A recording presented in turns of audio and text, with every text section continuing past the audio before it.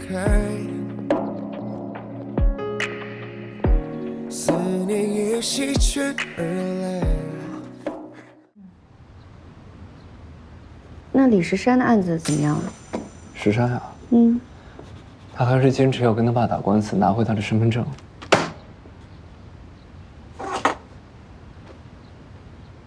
这也可以打官司吗？理论上完全是可以的。那你觉得应该诉讼吗？如果石山要坚持的话，我还是会尊重我当事人的意见。那当事人他父亲的意见呢？哎，老先生，我就是李石山的爹。冷静点，老先生，您先冷静一下。传我儿子告老子。哎，这怎么了呀？老先生，您先冷静。您冷静一点。老先生，您冷静一点。老先生，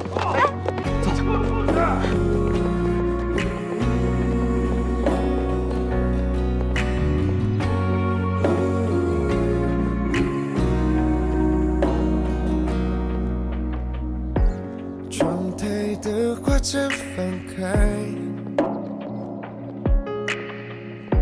思念也席卷而来，散不开，想与你的手紧握起来，漫步于人海，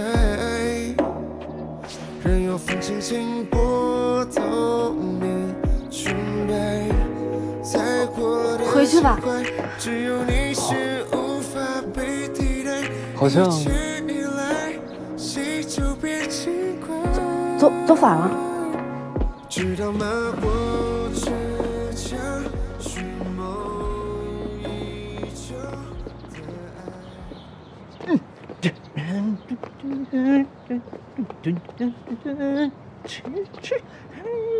哟，许律师、阮大作家，你们一起回来的？你们为什么是一起回来的？因为我们是一起出去的呀。精辟！我其实一直在等你们。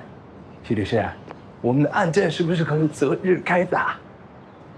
哦，或者说你可以先跟我的父亲聊一聊。哦，好了好了好了，我的父亲性格比较奇怪，所以你们要小心一点。谢谢提醒，我们已经知道了。啊！你怎么来了？啊！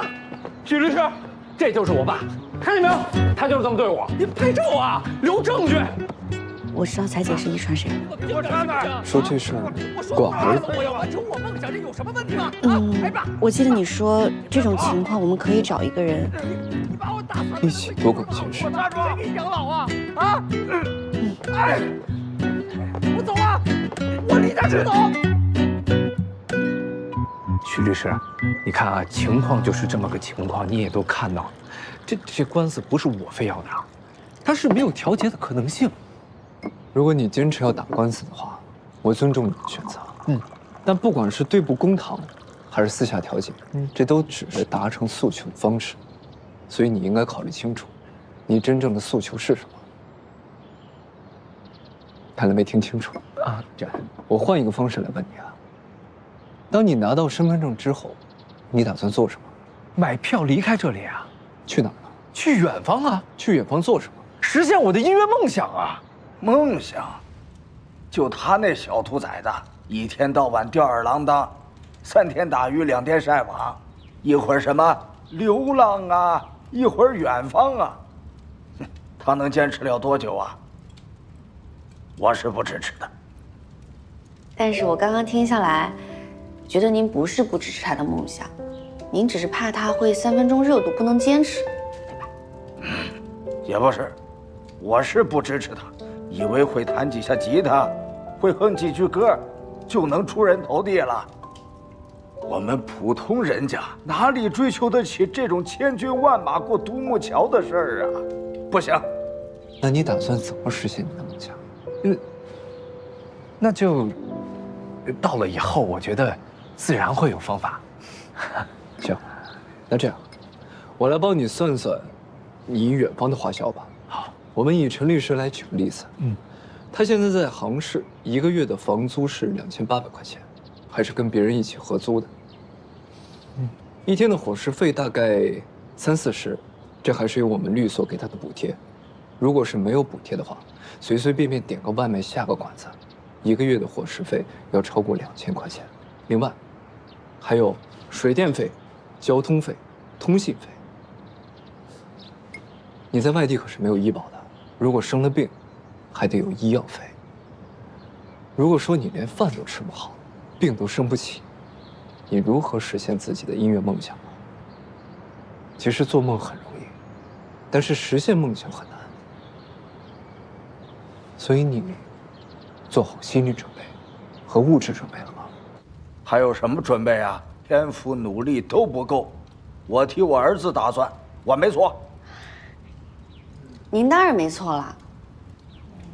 我也明白，父母之爱子，则为之计深远。您的出发点肯定是为他好，但我又想，您有您的道理，那李石山也有他自己的道理嘛。您看看，咱们是不是能够换位思考，才能更好的达成共识呢？他有什么道理？你倒说说看呢？其实石山的这件事儿，让我想到了我刚开始决定写小说的时候。那时候我父母也是不支持的，他们觉得难成事儿，不稳定。但我还是憋着一口气走了下去。我当时就想，大不了撞撞南墙，起码我尝试过就不后悔了呀。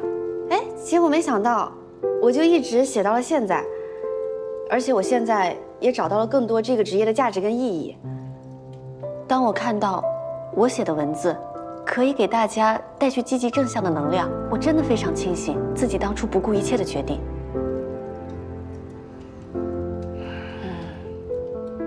其实我们做孩子的，很感激父母的教导跟指引，但我想这教导跟指引是为了帮助我们做决定，而不是代替我们做决定的。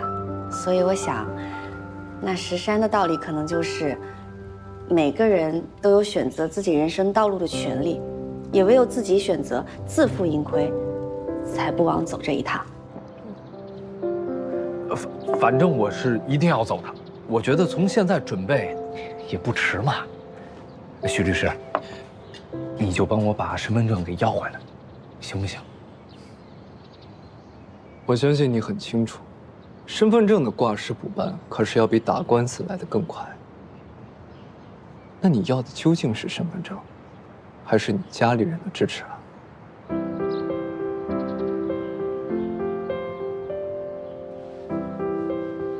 石山，如果你连面对你父亲的勇气都没有，你又怎么能让你父亲相信你有勇气来面对未来不可预见的困难呢？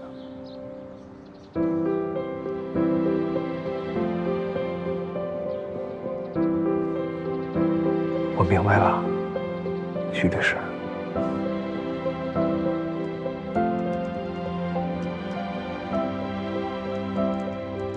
与人相处，需要谨记换位思考。